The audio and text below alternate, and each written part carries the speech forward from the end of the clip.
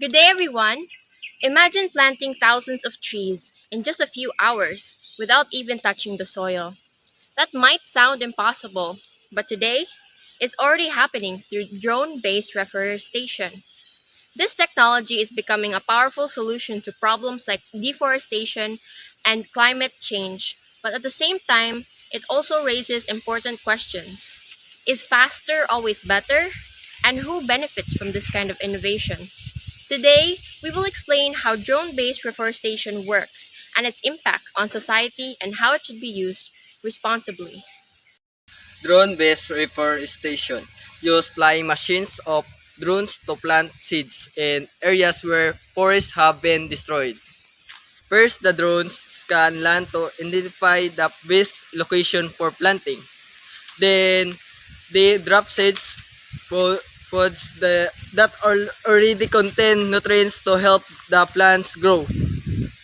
Goals of this technology is to solve major environmental problems like deforestation, biodiversity loss, and climate change. Compared to traditional tree planting, drones are much faster, can reach hard or dangerous areas, and require less manual labor. Because of this, many organizations are now using drones as a modern solution for restoring forests. There are many benefits to using drones in deforestation. First, it is very efficient. Thousands of seeds can be planted in just one day. Second, it is help restores damaged environments, especially areas affected by logging, mining, or natural disasters. Third, it is supports climate actions because trees absorb carbon dioxide, which helps reduce global warming. However, this technology also affects people's. It may reduce job opportunities for workers who plants trees manually, and it can change how communities interact with nature. So while it improves speed and productivity, it also creates social change that we need to consider. From the science, technology, and society perspective, this technology is not just about science, it is also about people and values. Different groups see drone reforestation in different ways. Scientists see it as an innovative solution to environmental problems. Environmental groups may worry about whether the seeds will actually grow and if ecosystems can recover properly. Local communities may feel left out if they are not involved in the process. Meanwhile, governments may see it as a fast way to achieve environmental goals.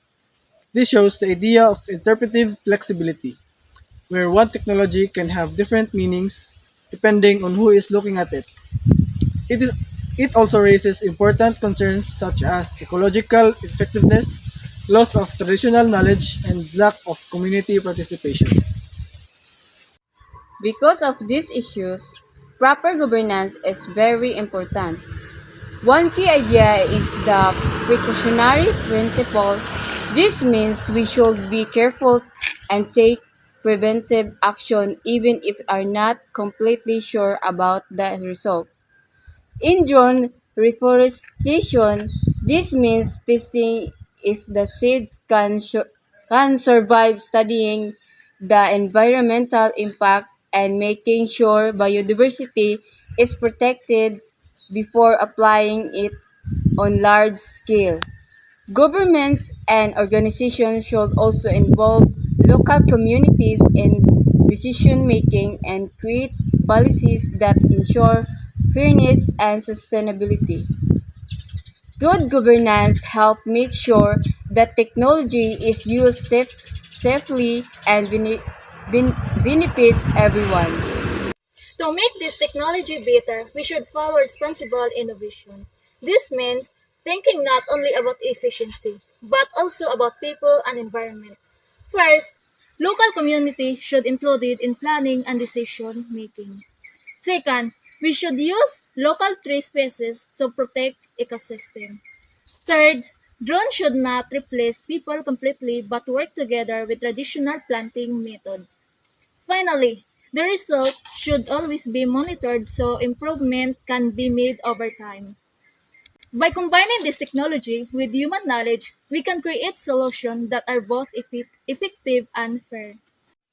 In conclusion, drone-based reforestation shows how technology can help solve serious environmental problems. It offers speed and efficiency, but also brings social and ethical challenges. This reminds us that technology is not just about innovation, it is about responsibility. As future agriculturists, we must ensure that new technologies are used in ways that are sustainable, inclusive, and beneficial to society. Thank you.